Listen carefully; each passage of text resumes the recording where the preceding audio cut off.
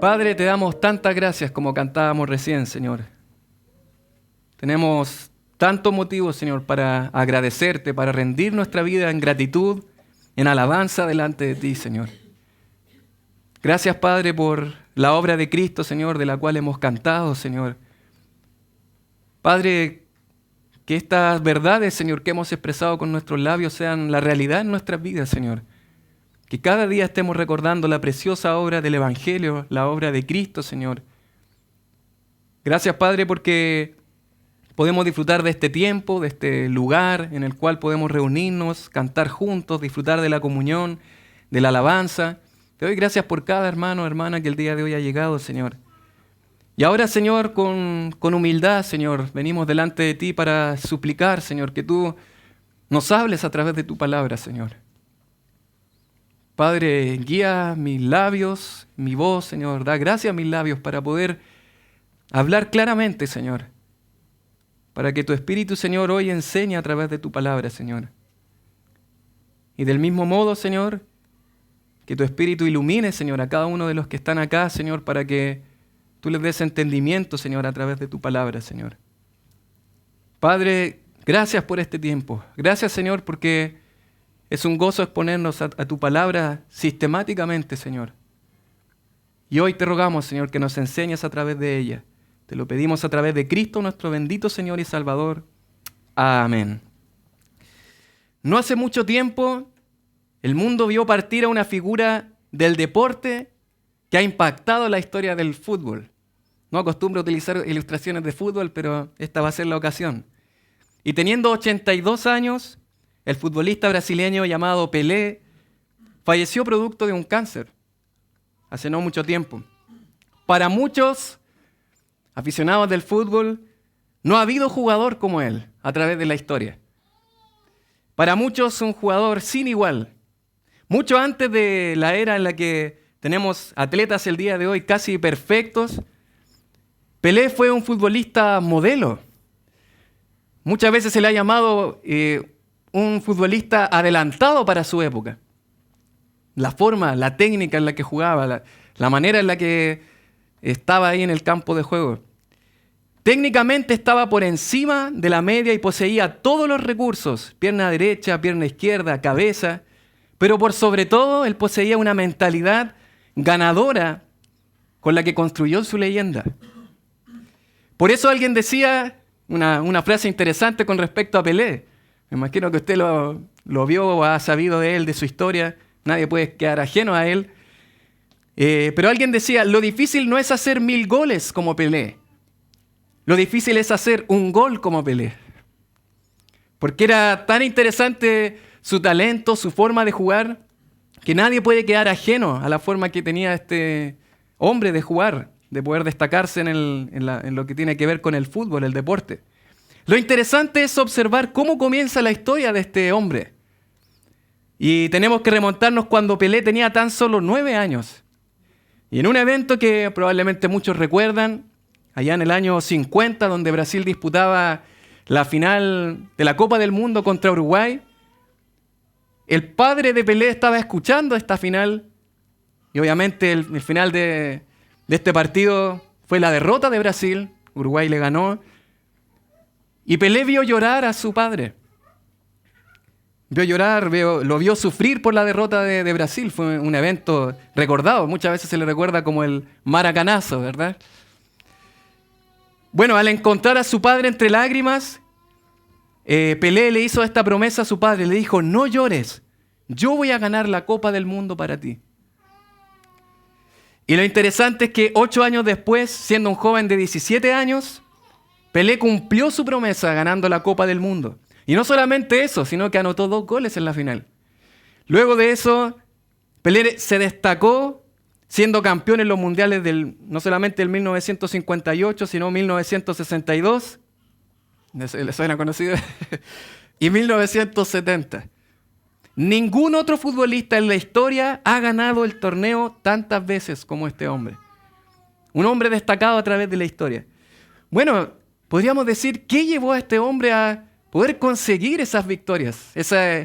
Poder ser campeón de esa manera, como lo fue. Sin lugar a dudas, su técnica, excepcional.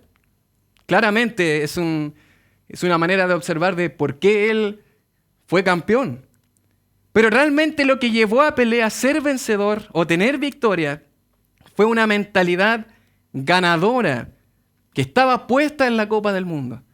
Él ya tenía, desde sus 9 años, ya tenía en su mente: voy a ser campeón del mundo. Voy a vencer, voy a ganar. Una mentalidad ganadora. Sin embargo, mis queridos hermanos, hoy aprenderemos que si nosotros somos genuinos hijos de Dios, no es que seremos campeones ni vencedores, sino que Juan nos enseñará el día de hoy que nosotros ya tenemos victoria en Cristo y ya somos vencedores. Tenemos una victoria mucho más gloriosa que 1, 2 o 3 copas del mundo. No obstante, aunque nosotros ya somos campeones o vencedores a través de Jesucristo, muchas veces no vivimos con una mentalidad de ganador, sino con una mentalidad de perdedor delante del Señor, teniendo ya nuestro título en nuestras manos. Hoy aprenderemos, mi querido hermano, querida hermana, que tú y yo, siendo genuinos creyentes en Cristo Jesús, somos ya vencedores. ¿Lo cree?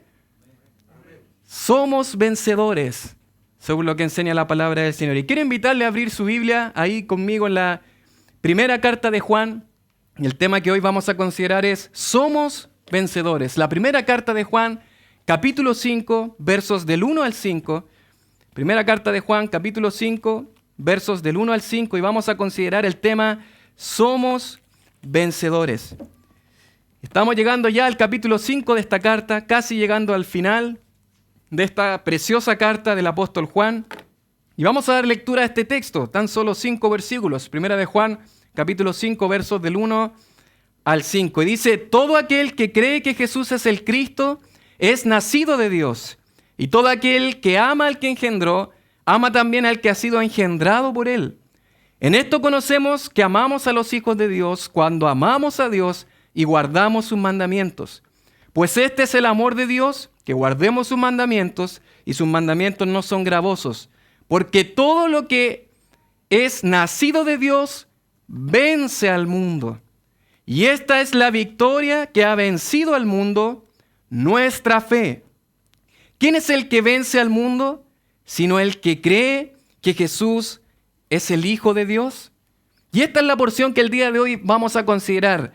Somos vencedores, es lo que Juan nos va a compartir en esta tarde, ahí en la palabra del Señor en Primera de Juan capítulo 5. Tenemos que recordar algunas cosas importantes con respecto al contexto de la primera carta de Juan. Yo me imagino que usted recuerda algunas cosas, y si ha seguido la serie desde el principio puede recordar algunos puntos principales de esta carta. El escritor de este libro es el apóstol Juan, el hijo de Zebedeo, su madre Salomé, el hermano de Jacobo, uno de los 12 apóstoles y del círculo más íntimo del Señor Jesucristo, junto a Jacobo, su hermano, y junto a Pedro. Probablemente Juan escribe esta carta alrededor del año 90 después de Cristo, desde Éfeso hacia las iglesias que estaban en Asia Menor, que se encontraban en un contexto en particular donde había una creciente herejía que se llamaba el gnosticismo. ¿Usted recuerda esta palabra que tiene que ver con un énfasis en el conocimiento? ¿Y qué decían los gnósticos? Bueno, ellos decían que todo lo espiritual es bueno y lo material es malo. De manera que ellos, cuando llegaban a la persona del Señor Jesucristo, nos encontrábamos con un problema, porque los gnósticos decían que este hombre no podría haber sido realmente Dios, porque era un hombre de carne y hueso, supuestamente. Y ellos decían, él no pudo haber sido Dios, él era un hombre. No podría ser Dios porque para ellos lo material o lo corporal era malo y lo espiritual era bueno. Y en medio de esa herejía, de esa creciente herejía, estaba derrumbándose los cimientos del evangelio y la práctica de la vida cristiana en los hermanos. No solamente esto estaba derribando las bases del evangelio, sino que al mismo tiempo estaba trayendo problemas en la práctica de la fe cristiana. Porque ahora que lo material es malo, o sea, mi cuerpo es intrínsecamente malo, entonces no importa lo que yo haga con mi cuerpo. Solo importa mi relación espiritual con Dios. Y de esta manera, Juan va a escribir esta carta con el propósito de asegurar la fe de los hermanos, mostrándoles que son creyentes genuinos en Cristo Jesús. Ese es el enfoque de Juan. Juan no quiere causar duda en sus oyentes, lo hemos dicho, él no quiere producir duda, pero sí quiere mostrarles quién es un verdadero creyente en Cristo Jesús.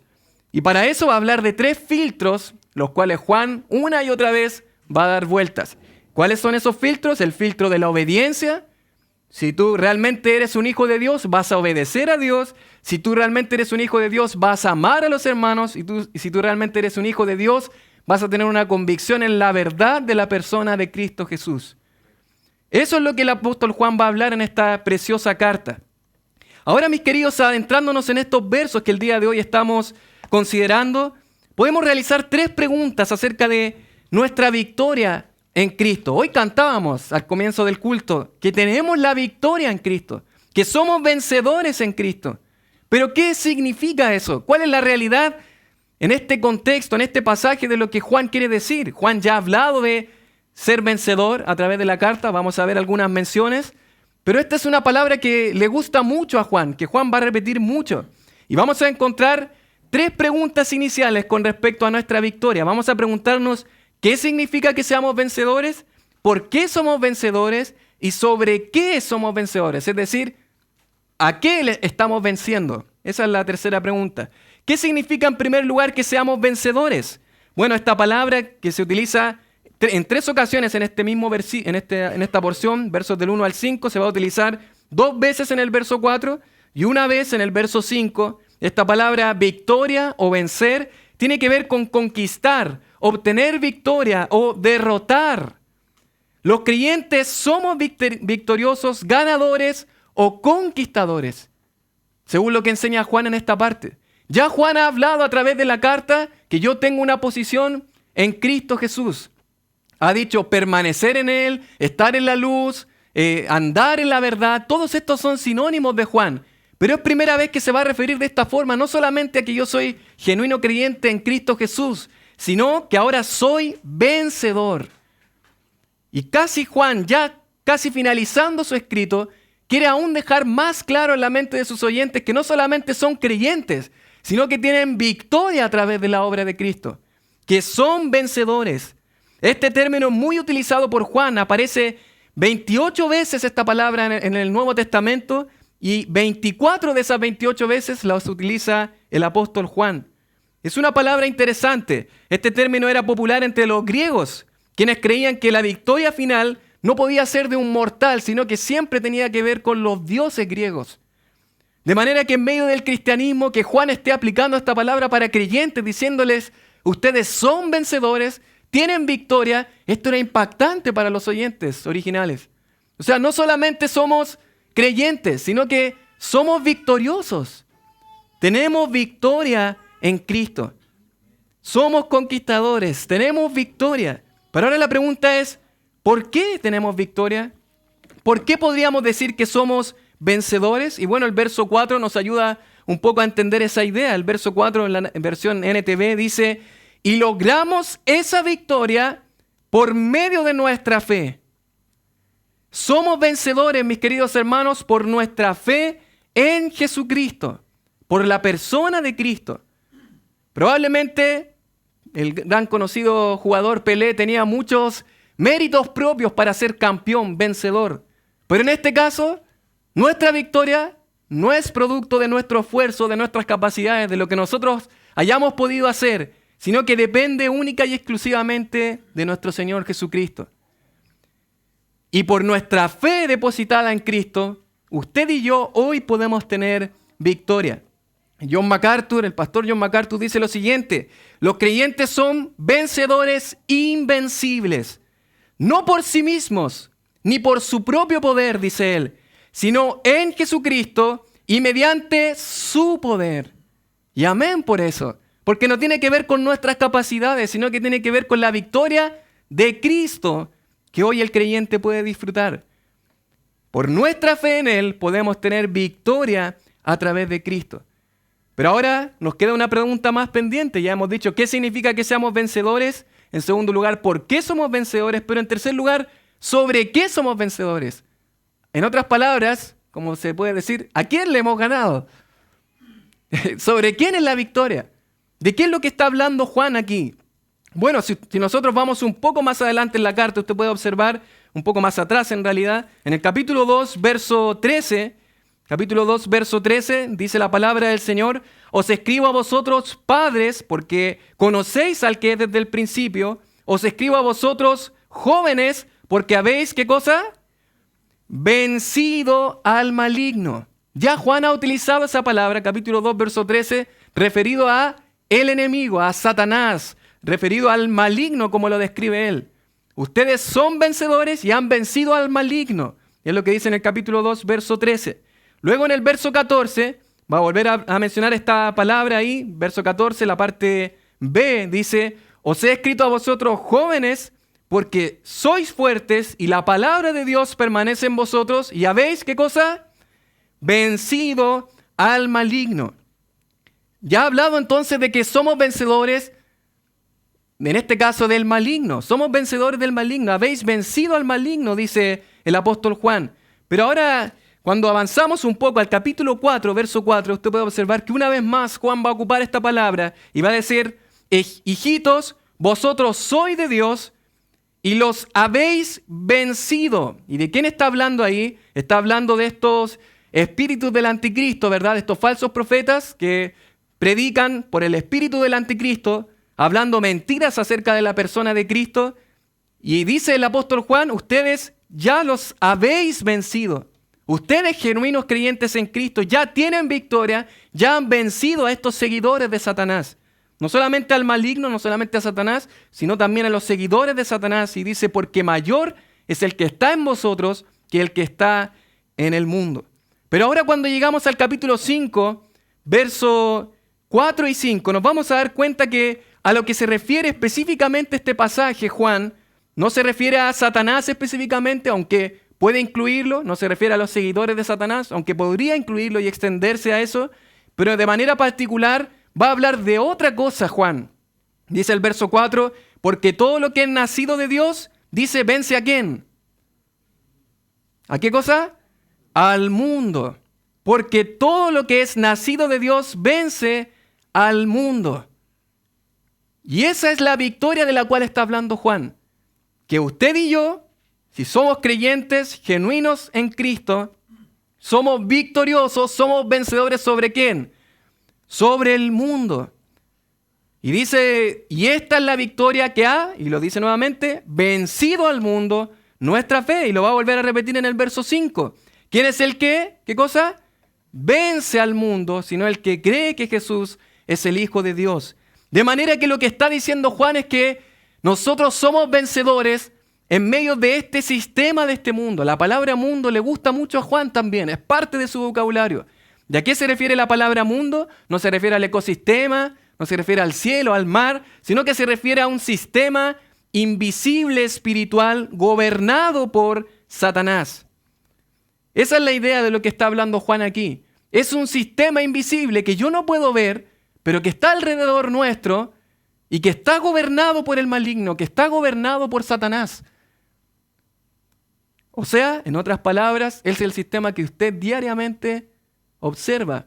Cuando sale de su casa, está en su trabajo, está probablemente estudiando, está compartiendo con personas que no conocen al Señor.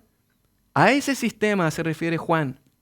Al sistema invisible, espiritual, maligno, que está controlado y todo bien dirigido por Satanás.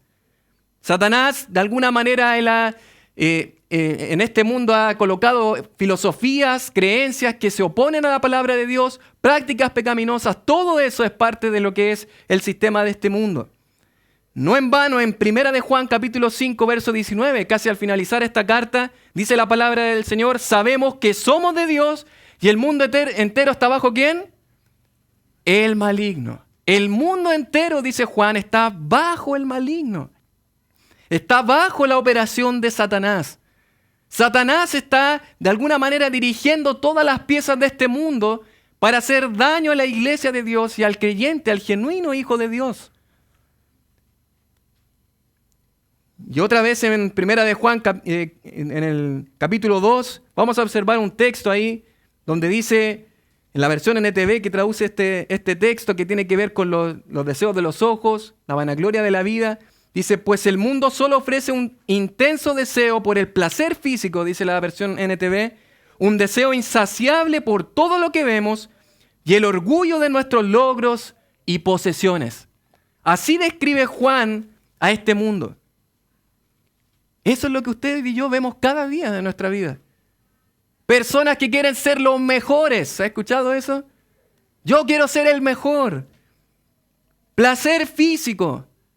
Un mundo en el que la gente lo único que quiere es autosatisfacerse y disfrutar del placer, ya sea sexual o de cualquier otro tipo. Un deseo insaciable por todo lo que vemos. Por eso vivimos en un tiempo en el que la gente consume y consume. ¿Por qué? Porque no se sacia. Ese es el sistema que nos rodea. Un intenso deseo por el placer físico, un deseo insaciable por todo lo que vemos y el orgullo de nuestros logros y posesiones. Ese es el sistema del mundo controlado por Satanás. Yo sé lo que ustedes se pueden estar preguntando ahora. ¿Cómo puede ser, y puede ser la pregunta natural, cómo puede ser que yo tenga victoria realmente en Cristo si cuando yo estoy en medio del mundo me siento tan débil? ¿Sigo pecando? ¿Sigo cediendo ante el pecado? Probablemente a veces me comporto muchas veces como el mundo. Soy tentado y cedo a la tentación. A veces el mundo me influencia más a mí que yo influenciar al mundo a través del Señor y su palabra y la integridad y la verdad. Y probablemente al tener esto en mente, podemos dudar quizás de las palabras de Juan y decir, ¿soy realmente vencedor? Porque en la práctica yo no veo que sea vencedor. Bueno, mis queridos hermanos, a eso nos ayudará Juan hoy. A darnos cuenta, mi querido hermano, que nosotros somos vencedores en Cristo Jesús. Que ya tenemos la victoria a través de Cristo Jesús. ¿Lo cree? Si usted ya es victorioso, si usted ya es vencedor, lo que falta es que tengamos la mentalidad de un ganador o un campeón, de un vencedor. Es sabernos vencedores. Es sabernos ganadores. Es sabernos que somos vencedores en Cristo. Y a eso nos ayudará Juan el día de hoy. Por tanto, mis queridos hermanos, en esta sección aprenderemos juntos a través de esta sección 3 evidencias de que somos vencedores. Consideremos juntos 3 evidencias de que somos vencedores ahí en la primera carta de Juan, capítulo 5, versos del 1 al 5. 3 evidencias de que somos vencedores. Y la primera evidencia que Juan va a dar en el primer verso, la parte A, y versos 4 y 5, es que somos vencedores porque creemos en la persona del Hijo de Dios. Dice Juan, somos vencedores, la primera evidencia, somos vencedores porque creemos en la persona del Hijo de Dios, en el Señor Jesucristo. Y dice ahí la palabra del Señor, verso 1, parte A, todo aquel que cree que Jesús es el Cristo es nacido de Dios. Y el verso 4 dice, porque todo lo que es nacido de Dios vence al mundo, y esta es la victoria que ha vencido al mundo, nuestra fe. ¿Quién es el que vence al mundo sino el que, ¿qué dice? Cree que Jesús es el Hijo de Dios. La primera evidencia para Juan es que somos vencedores porque creemos en la persona del Hijo de Dios. Porque nosotros hemos depositado nuestra fe, nuestra vida en la persona del Hijo de Dios. Esa es la primera evidencia. Y esta expresión, cuando observamos que dice todo aquel que cree, esa palabra está en tiempo presente continuo. Podríamos hablar o traducirlo como todo aquel que viva creyendo que Jesús es el Cristo. No habla de un creer que yo tomé una decisión, como muchas veces se dice hace muchos años atrás, o pasé adelante, o me emocioné por una predicación, o porque anoté una fecha en la cual yo hice una oración. Habla de un creer continuamente en Jesucristo. Eso es lo que Juan va a hablar aquí. Un creer permanente en la persona del Hijo de Dios. Ahora esta expresión, mis queridos, Jesús es el Cristo, aunque para nosotros puede ser tan familiar, era una expresión tan potente para el contexto en el cual estaban viviendo. Recuerden que estaban los gnósticos enseñando mentiras acerca de Cristo. Y un poco más atrás, en el capítulo 2, verso 22, observamos que justamente lo que hacían los gnósticos era negar que Jesús es el Cristo. Recuerde que la palabra Cristo es la palabra ungido. Es la palabra, la alusión directa hacia el Mesías. O sea, en otras palabras, está diciendo Juan, el que cree que Jesús de Nazaret es el Mesías. Y esto era impactante porque los gnósticos decían que no, ese Jesús no era realmente Dios, no era el Mesías prometido. ¿Se acuerdan que habían dos ramas de los gnósticos? Estaban los docetistas y estaban los seguidores de Cerinto. Los docetistas, por un lado, decían de que él realmente no era de carne y hueso, sino que era una especie de fantasma. Y no era realmente un hombre de carne y hueso. Pero por otro lado estaban los seguidores de Cerinto, que ellos decían, no, Jesús, él era de carne y hueso. Pero cuando fue el momento del bautismo, ahí vino Cristo, ahí descendió sobre él en el bautismo, ahí vino Dios realmente sobre él, y un poco antes de la crucifixión, lo abandonó. De esa manera ellos arreglaban un poco la cosa para poder explicar y decir, no, él realmente no era Dios hombre.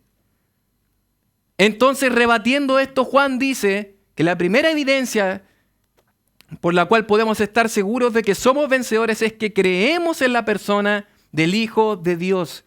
¿Quién es el mentiroso? Dice ahí, en el capítulo 2, verso 22, sino el que niega que Jesús es el Cristo. Y él dice, este es anticristo, el que niega al Padre y al Hijo. De manera que los gnósticos eran estas personas que decían que Jesús realmente no era el Mesías. El Jesús de Nazaret, de carne y hueso, el que se crió, ¿verdad? Como un carpintero, el que creció. Él no era realmente. Bueno, pero Juan dice, el que cree realmente que Jesús es el Cristo, él realmente es nacido de Dios y él realmente es un vencedor. Dice 1 de Juan 4, verso 3, y todo espíritu que no confiesa que Jesucristo ha venido en carne, dice, no es de Dios, dice la palabra del Señor. Así de sencillo. ¿Se acuerda que Juan es tan categórico?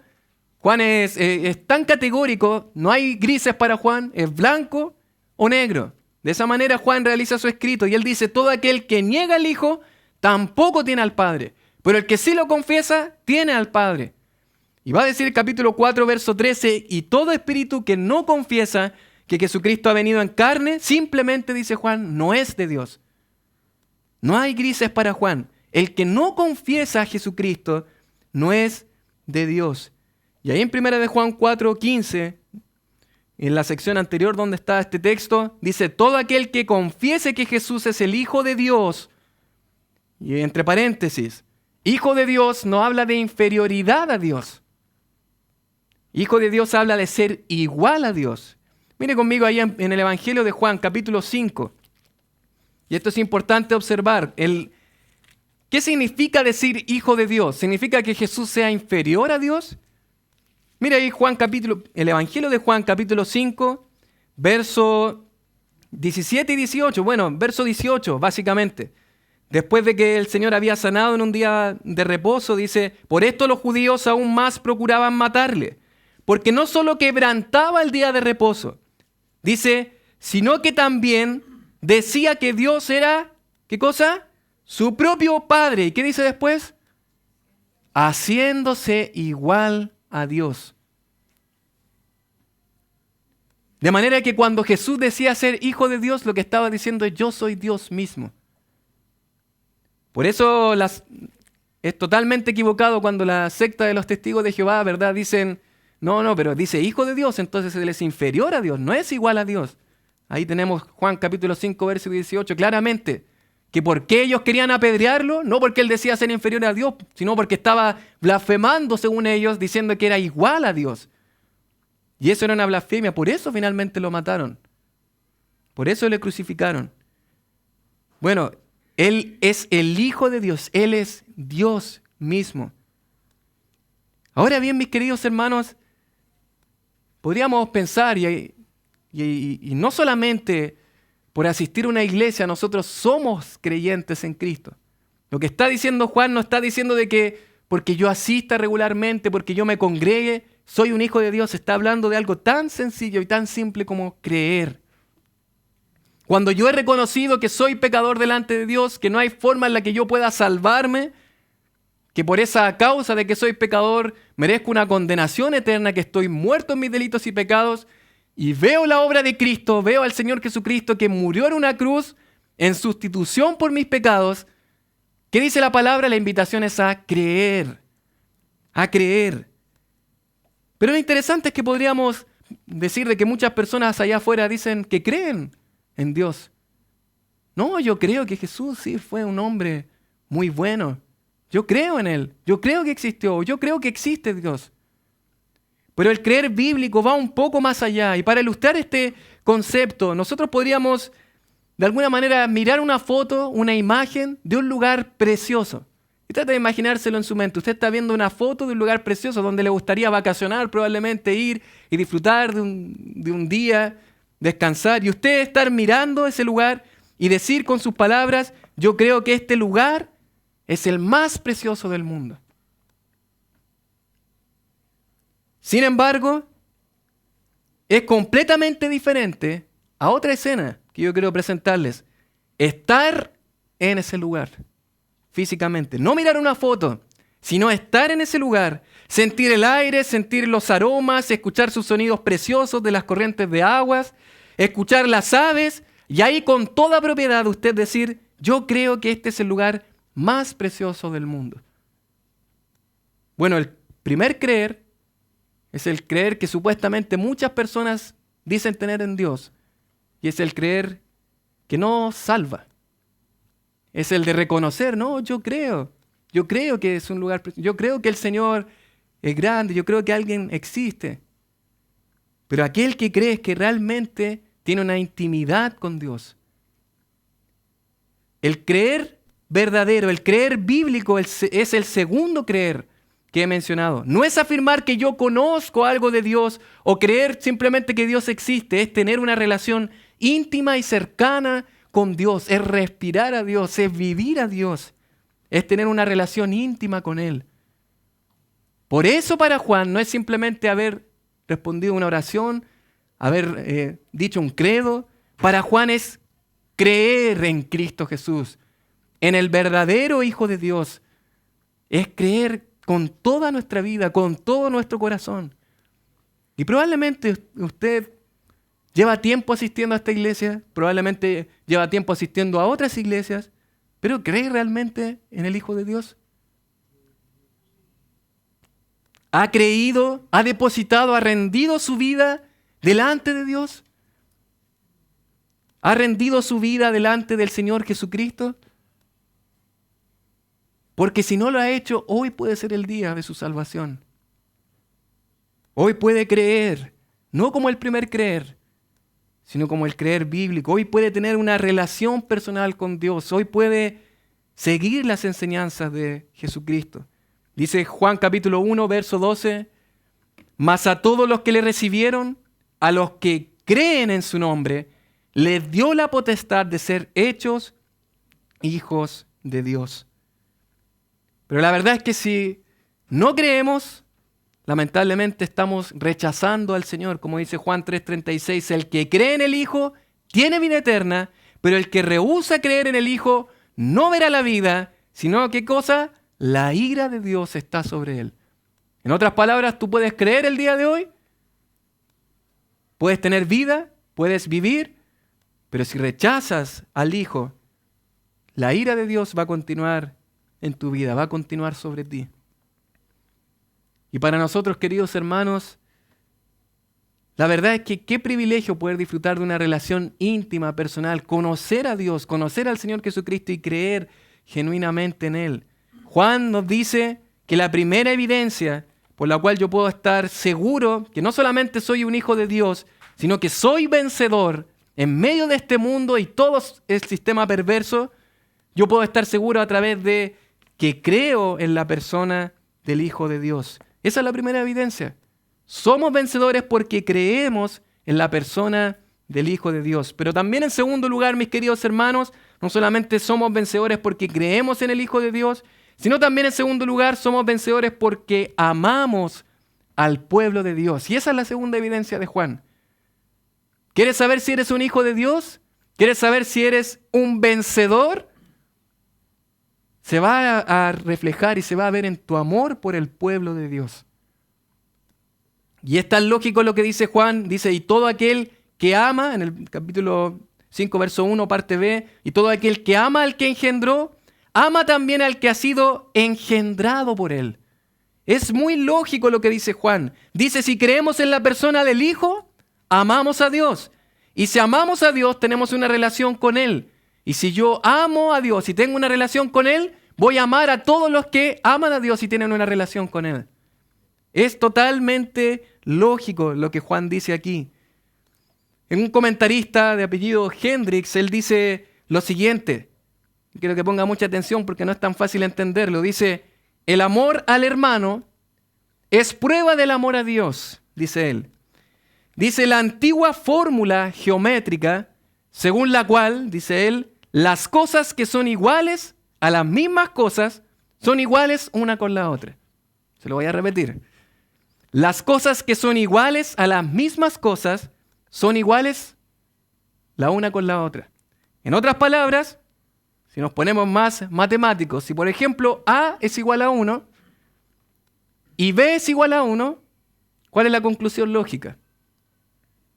A es igual a B, ¿no? ¿Qué tiene que ver esto con el amor de Dios? Puede usted estar pensando. Bueno, eso es lo que de alguna manera Juan está diciendo aquí. Tratemos de traspasar estos números al amor de Dios. Si yo amo a Dios y mi hermano ama a Dios, lo natural es que yo ame a mi hermano y que él me ama a mí. Eso en resumen lo que acabo de decir. Eso es básicamente el amor hacia el pueblo de Dios. Si yo tengo una relación personal con Dios, si yo amo a Dios y al mismo tiempo mi hermano ama a Dios, eso nos convierte en familia, nos convierte en hermanos y nos hace amables. Porque Él tiene mi mismo Padre, porque Él ama al mismo Dios que yo amo y sirvo. Bueno, si mi hermano dice amar a Dios y yo digo amar a Dios, por lo tanto, mis queridos, es completamente lo mismo que mi hermano y yo nos amemos. Es algo natural. Y él habla de engendrar. Ahí dice en verso 1, parte B, ama también al que ha sido engendrado por él. Me encanta esa expresión. Habla de ser nacido de él. O sea, habla de que somos hijos del mismo Padre. Por eso somos hermanos. Por eso nos llamamos hermanos. Ama también al que ha sido engendrado por él. Y usted sabe que Juan esto ya lo ha repetido muchas veces. El estilo de Juan es dar vueltas en las mismas ideas. Y él vuelve a hablar del amor. Y en primera de Juan capítulo 3, verso 10, él dijo, en esto se manifiestan los hijos de Dios. Y mire lo categórico que es Juan. Y los hijos del diablo, todo aquel que no hace justicia y que no ama a su hermano, categóricamente dice, no es de Dios. Es completamente contradictorio para la mente de Juan, para la mente de Dios, que yo diga amar con todo mi corazón a Dios, pero no, yo tengo mi relación solamente con Él. A los demás no me interesa. Bueno, dice Juan en 1 de Juan 3:14, nosotros sabemos que hemos pasado de muerte a vida en que amamos a los hermanos. ¿Se da cuenta cómo se refiere Juan? O sea, yo puedo saber que tengo vida, que yo no estoy muerto espiritualmente. ¿De qué manera? Amando a mis hermanos. De esa manera lo compruebo, esa es la evidencia. Y eso es lo que me evidencia también que soy un vencedor. Y dice 1 de Juan 3:23, y este es su mandamiento, que creamos en el nombre de su Hijo unigénito y que nos amemos unos a otros como nos lo ha mandado. Y un poco más arriba de lo que Juan estaba diciendo aquí, capítulo 4, versos 20-21, dice, si alguno dice, yo amo a Dios, y mire, está graficando una escena, yo digo, yo amo a Dios, y al mismo tiempo está aborreciendo a su hermano, odiando a su hermano, ese es un mentiroso, dice Juan. Pues el que no ama a su hermano a quien ha visto, ¿cómo puede amar a Dios a quien no ha visto? Qué lógico es lo que dice Juan. ¿Cómo yo puedo decir amar a Dios si yo no lo he visto? Y a mi hermano que lo tengo aquí, que comparto con él, que vivo junto a él, que tengo una relación con él, yo no lo amo. Eso es una contradicción. Y Juan dice, nosotros tenemos este mandamiento de él. El que ama a Dios, ame también a su hermano. Aquí tenemos a varios hermanos casados, ¿verdad? ¿Sí? ¿Cuántos? Hay algunos que levantan así, no, arriba. Bueno, varios hermanos casados. Yo quiero poner solamente una idea, no es que los demás no puedan pensar en esto, pero solamente ponernos en esta situación.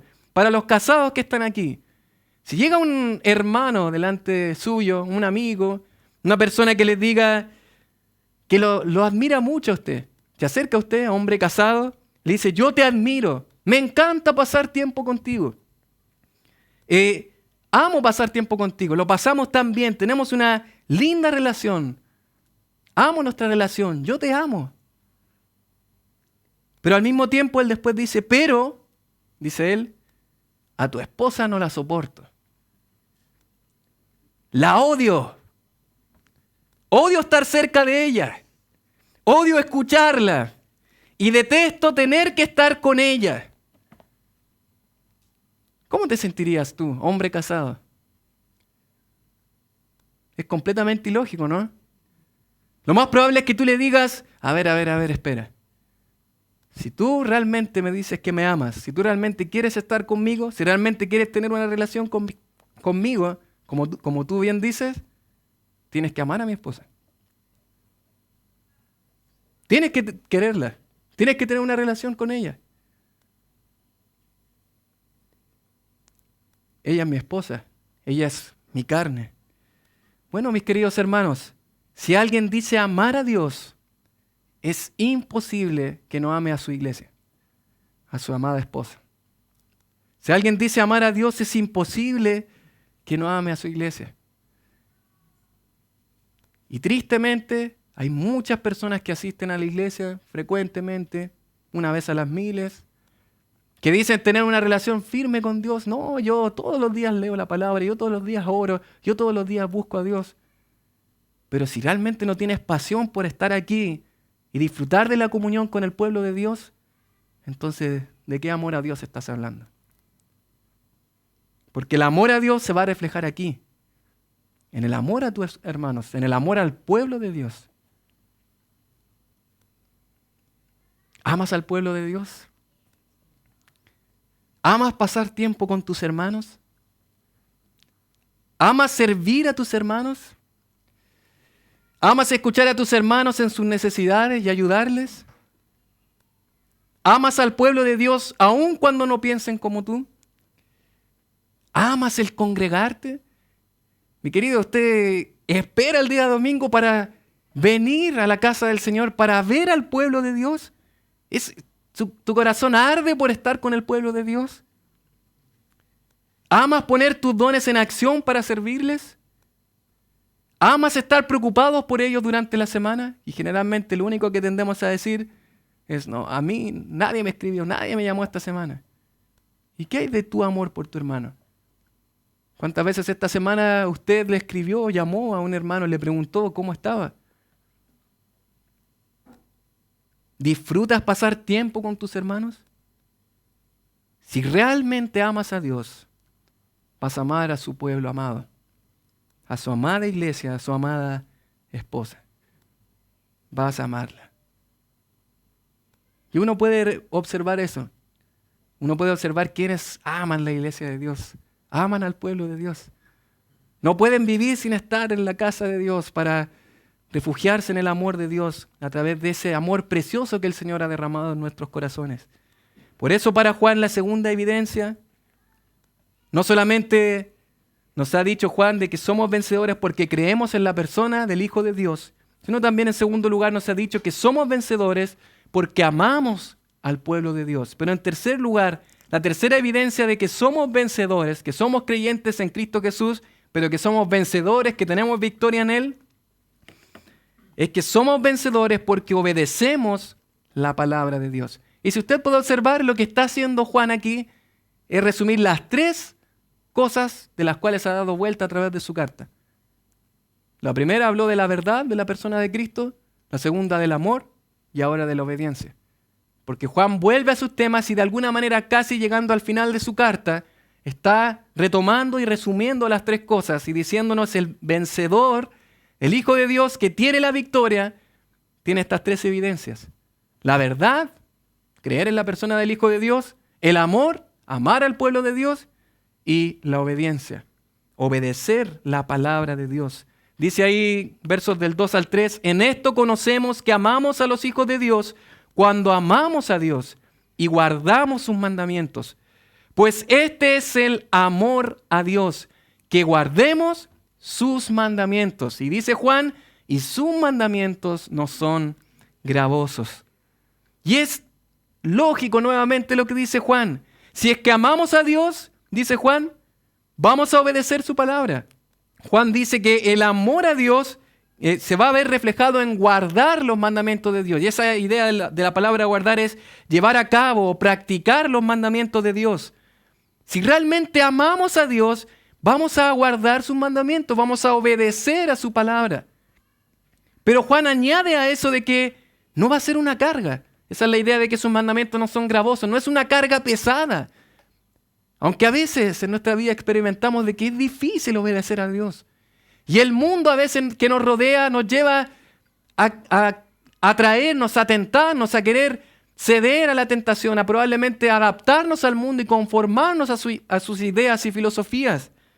Pero el verdadero Hijo de Dios ama tanto a Dios que desprecia este mundo. Y aunque a veces falla y a veces peca, su práctica no es adaptarse al mundo. Su práctica es obedecer a la palabra de Dios. Es un hijo de Dios obediente, porque ama con todo su corazón a Dios, porque lo ama con toda su vida. Y dice Juan capítulo 14, verso 21, y yo podría hacerle la pregunta, ¿aman a Dios ustedes? ¿Amas a Dios? Bueno, dice Juan 14, 24, en el aposento alto dijo el Señor, si me amáis, guardad mis mandamientos. Si tú me dices amar a mí, vas a obedecer mi palabra. Vas a obedecer lo que yo digo. Y ahí tenemos otro texto, ahí en Juan capítulo 14, verso 23 al 24, un poquito más abajo. Respondió Jesús y le dijo, el que me ama, mi palabra guardará. El que no me ama, no guarda mis palabras, dice él. El que realmente me ama va a atesorar y guardar mi palabra, la va a practicar, la va a obedecer. Y mis queridos hermanos, yo sé que esto nos lleva a pensar, ¿cuánto desobedezco yo a la palabra de Dios? Pero para Juan siempre se refiere a la práctica del pecado. Se refiere cuando yo practico en este caso la obediencia o en su contraparte practico la desobediencia. Un hijo de Dios no practica la desobediencia. Un hijo de Dios es obediente en la práctica, pero no quiere decir de que nunca falle, porque a menudo un creyente a veces falla delante de Dios, peca delante de Dios. Pero esa no es su práctica habitual. No permanece pecando delante de Dios y cuando ha pecado, lidia íntegramente con su pecado y confiesa a Dios lo que tiene que confesar y arregla su situación. Dice el texto que los mandamientos de Dios no son gravosos, no es una carga pesada. Para el vencedor, para el Hijo de Dios que tiene victoria en medio de este mundo corrupto, caído, gobernado por Satanás, no es una carga el obedecer a Dios. Para él es una protección del Señor. El Señor me está protegiendo de que yo me contamine con el mundo, que asuma las prácticas, que hable como el mundo, que diga cosas que el mundo dice que yo sé que como creyente no debo decir. Bueno, el Hijo de Dios es vencedor porque también en tercer lugar obedece a la palabra de Dios. Claro que el mundo ofrece cosas que parecen atractivas, placenteras, cosas que parece que me las estoy perdiendo. Pero el Hijo de Dios, el vencedor, tiene su mirada tan puesta en la palabra de Dios que dice, Señor, tus mandamientos me están protegiendo del pecado que trae consecuencias a mi vida.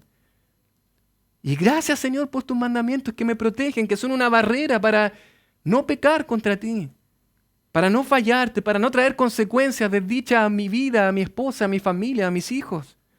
Gracias, Señor, por tus mandamientos.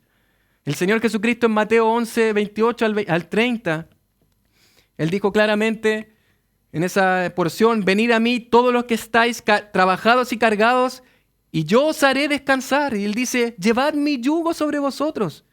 Y al final dice, y hallaréis descanso para vuestras almas, porque mi yugo es fácil y ligera mi carga.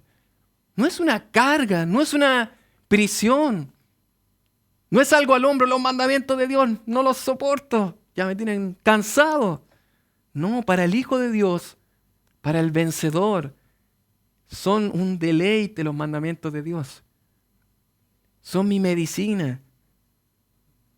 Y en medio de este mundo corrupto que habla perversiones, cosas en doble sentido que yo no debo compartir, que tiene prácticas pecaminosas, que me enfoca hacia el orgullo, hacia la vanagloria de la vida, como decía primera de Juan capítulo 2. En medio de este mundo, los mandamientos de Dios son preciosos para el creyente, para el Hijo de Dios. Yo no quiero nada más. Yo no quiero lo que este mundo me ofrece. No quiero estas filosofías. Yo no quiero obedecer estas cosas que el mundo me ofrece a mí. Yo quiero obedecer a la palabra de Dios. Así el salmista se expresó. Mira estas palabras preciosas. Me he gozado en el camino de tus testimonios más que de toda riqueza. Es mi gozo tus testimonios. No es una carga, es un gozo para mi vida obedecerte, Dios. Salmo 119, 16, me regocijaré en tus estatutos. Señor, son una bendición tus estatutos, tus palabras, tus mandamientos son una bendición a mi vida. Y en el Salmo 119, 103, mire lo que dice el salmista, cómo se expresa una exclamación de alabanza a las palabras del Señor. Cuán dulces son a mi paladar tus palabras, Señor, más que la miel a mi boca. Tus palabras son una delicia para mí, Señor. Obedecerte, Señor, es lo mejor. Yo sé lo que puede estar pensando, mi querido. Probablemente esta semana pecó delante de Dios. Se dio a la tentación. Probablemente se comportó más como el mundo que como un hijo de Dios. Y probablemente está diciendo, no, yo no soy un vencedor. Pero mis queridos, tenemos esperanza en la cruz de Cristo. Hoy usted y yo podemos acudir a Él si hemos fallado, si hemos pecado. Hoy podemos confesar, que eso es decir lo mismo que hice, confesar nuestros pecados delante de Dios. Y en Él hay perdón de nuestros pecados y podemos tener victoria. Ya tenemos la victoria, pero podemos en nuestra mente sabernos victoriosos. Sabernos, tener una mente de ganador, de vencedor. Una mentalidad de vencedor delante del Señor. Yo quiero animarle, mi querido hermano, a que esta porción de la palabra no sea para usted un motivo para desanimarlo, desalentarlo, para que se sienta derrotado, sino todo lo contrario. Que después de salir del día de hoy, de este lindo tiempo de comunión que hemos disfrutado, después de salir por esta puerta, usted salga como un vencedor. Porque tenemos la victoria en Cristo. Y esta semana cuando sea tentado, recuerde, soy vencedor. Cuando esté siendo tentado, cuando personas le quieran engañar, le quieran seducir, cuando esté por ceder a la tentación y pecar contra su Dios, recuerde, soy vencedor delante de Dios. Y esa es la preciosa verdad de la cual hemos cantado y con la cual quiero finalizar este sermón. Porque a diferencia de este gran jugador Pelé, reconocido, admirado por muchos, su victoria la tuvo por sus esfuerzos, por sus capacidades, por su disciplina, por su talento que el Señor le dio. Pero nosotros, mis queridos, somos vencedores no por nosotros. Y gloria a Dios por eso, porque nosotros somos vencedores por la victoria de otro. Y eso es lo que nos garantiza la victoria en el Señor. Eso es lo que nos hace ahora nosotros decir, somos vencedores. Juan capítulo 16, verso 33 dice, estas cosas os he hablado para que en mí tengáis paz, dice el Señor. En el mundo, la misma palabra, tendréis aflicción. Pero dice el Señor, pero confiad. ¿Qué dice? Yo he vencido al mundo.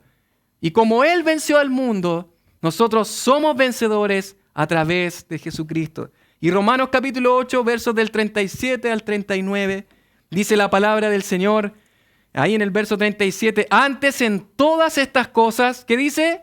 Somos más que vencedores por medio de aquel que nos amó. Por lo cual, dice, estoy seguro de que ni la muerte, ni la vida, ni ángeles, ni principados, ni potestades, ni lo presente, ni lo porvenir, ni lo alto, ni lo profundo, ni ninguna otra cosa creada nos podrá separar del amor de Dios que es en esa persona que es la victoriosa. ¿En quién? En Cristo Jesús, Señor nuestro. Él es el que nos da la victoria. Por eso cantamos victoria en Cristo. Por eso tenemos victoria y hoy podemos ser más que vencedores. ¿Lo cree? Recuerde durante esta semana, soy un vencedor a través de la obra de Cristo. Soy vencedor porque creo en la persona del Hijo de Dios. Soy vencedor porque amo al pueblo de Dios. Pero soy vencedor también porque obedezco con todo mi corazón la palabra de Dios. Oramos al Señor. Padre, te agradecemos, Señor, porque se nos olvida, Señor, el privilegio que tenemos el día de hoy de no solamente, Señor, ya no estar muertos en nuestros delitos y pecados, tener vida en Cristo, sino también, Señor, como nos ha dicho Juan, el privilegio de ser llamados tus hijos, Señor. Gracias, Señor, porque nos podrías solamente haber rescatado de una condenación eterna, de nuestra condición, pero no darnos la posición de hijos, Señor. Pero gracias porque somos llamados hijos tuyos, Señor.